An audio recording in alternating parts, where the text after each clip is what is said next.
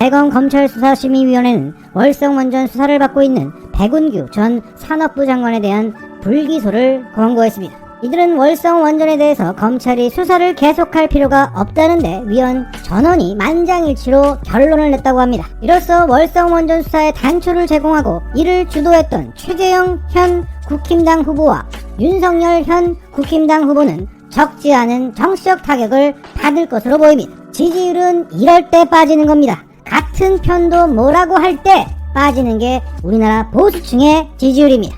이재용은 불기소해, 이성윤은 기소해 라고 권고했던 양창수의 검찰수사심의위원회를 같은 편으로 인식하고 있는 자칭 보수층들이 생각을 다시 하게 되는 계기가 마련되었다. 윤석열 최재형이 무리했던 게 맞았네, 정치적 수사라는 소리가 맞았네 라고 뒤늦게 자각할 수 있게 되는 겁니다. 물론 언론들과 포털은 이 소식을 숨길 것입니다. 그러면 후보들이, 시민들이 드러내서 자각을 하게 해야 합니다. 당시 언론들이 입만 열면 원전 수사를 말했으니까 그들은 분명 기억하고 있을 겁니다. 자, 보수층은 같은 편이 뭐라고 할 때 흔들린다는 이 공식, 국힘당 경선 토론장에서도 그대로 적용될 것으로 보입니다.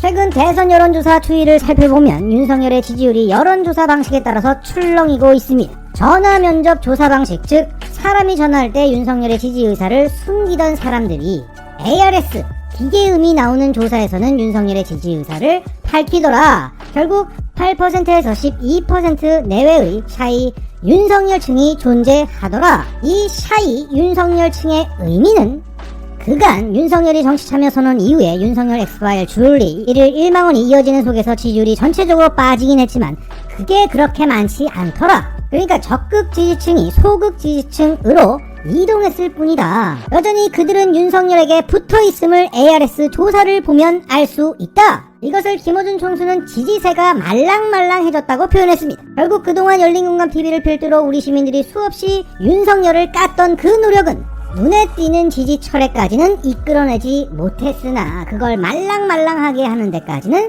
성공했다. 이 샤이 윤석열층이 있는 이 말랑말랑해진 윤석열 지지율은 같은 편이 윤석열을 조질 때 빠진다. 홍준표가 유승민이 경선 토론회 상에서 윤석열을 조질 때 비로소 빠진다. 따라서 오늘 양창수의 검찰수사심의위원회 권고에 그간 공감해왔던 자칭 보수층들은 오늘의 월성원전 수사 불기소 권고 소식을 접한다면 윤석열을 다시 한번 생각하게 될 것이다. 그 자각의 결과는 샤이 윤석열층이 드러나고 있는 ARS 조사의 리얼미터에서 확인될 것이다. 그러니 부단히 이것을 그들에게 알립시다. 자, 이런 맥락에서 현재 국힘당 내분 사태를 바라볼 필요가 있습니다. 윤석열 지지율은 같은 편이 조질 때 빠진다면 그 토론회가 자주 열려줘야 합니다. 그러려면 지금 그 토론회를 20여 차례 준비하고 있는 그 이준석의 계획이 실행되어야 하고 그때까지 이준석이 건재해야만 합니다. 자, 이런 생각을 갖고 계신 분들이 지금 이준석을 쉴드 칠 때가 아니냐, 지원해야 될 때가 아니냐 이런 말씀들을 하세요. 저는 그런 생각이 1도 없습니다. 그것은 길이 아니기 때문입니다. 추미애 장군의 전공법을 추구합니다. 우리는 국힘당의 진흙탕 싸움 양상을 관심있게 바라볼 뿐입니다. 저는 이렇게 생각하는데 여러분들의 생각이 어떠신지 댓글 부탁드립니다. 오늘 오전 9시 원희룡 아니죠, 8시 59분에 원희룡은 참을 수가 없었나봐요. 아침 9시에 기자회견 잡고 1분 일찍 시작하고. 자, 다시 원희룡은 이준석에게 오늘 오후 6시까지 전체 통화 내용을 공개하라고 요구했고 이준석은 그냥 딱하다며 무대응으로 맞섰습니다. 자, 원희룡이 오후 6시가 넘으니 입장문을 내놨습니다. 자, 이 글을 보기 전에 원희룡의 기본 생각을 체크해야 합니다. 지금 국힘당 경선 일정은 2번의 컷오프가 예정되어 있습니다. 1차로 8명을 추리고 2차로 4명을 추립니다.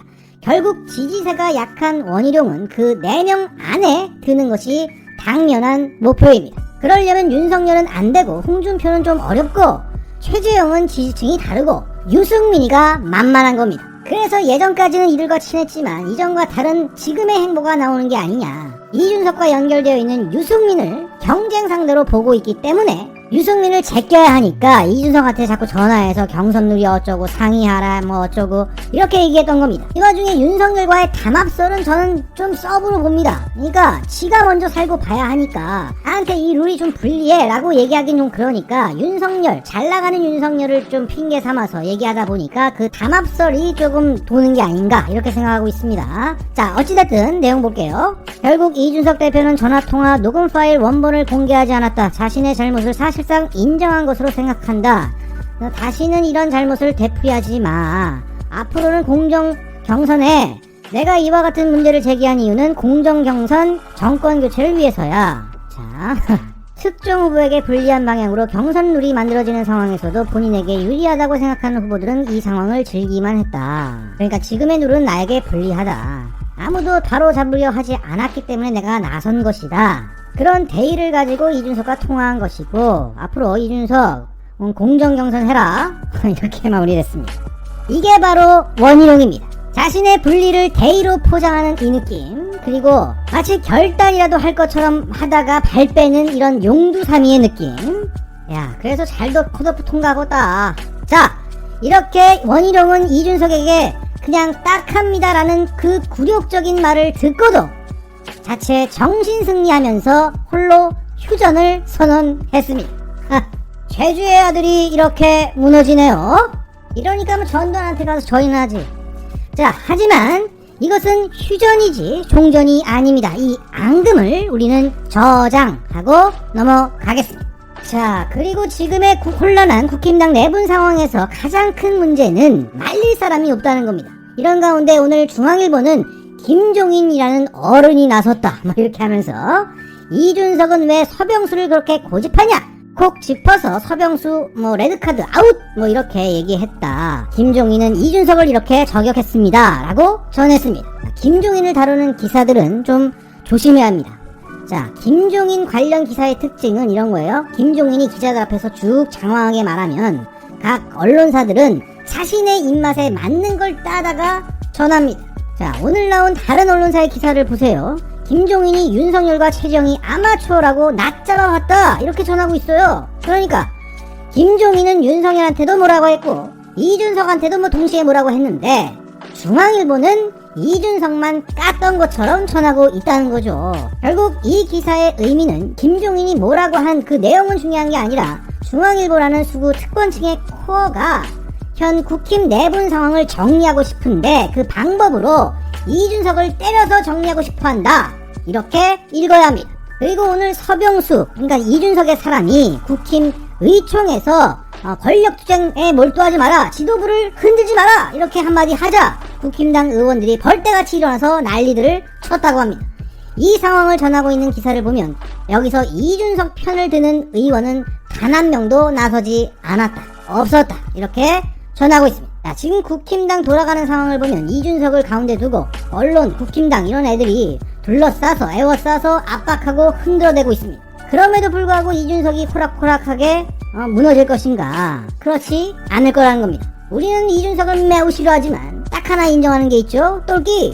그 똘끼로 자신을 망하게 하고 윤석열도 망하게 하고 대선도 말아먹을 것이라는 전망을 우리는 하고 있습니다. 입으로 흥한 이준석은 지금 입으로 망하고 있고 칼로 흥한 윤석열은 분명 칼로 망할 것입니다. 그리고 국힘당은 이 두 개의 돌 이준석, 윤석열로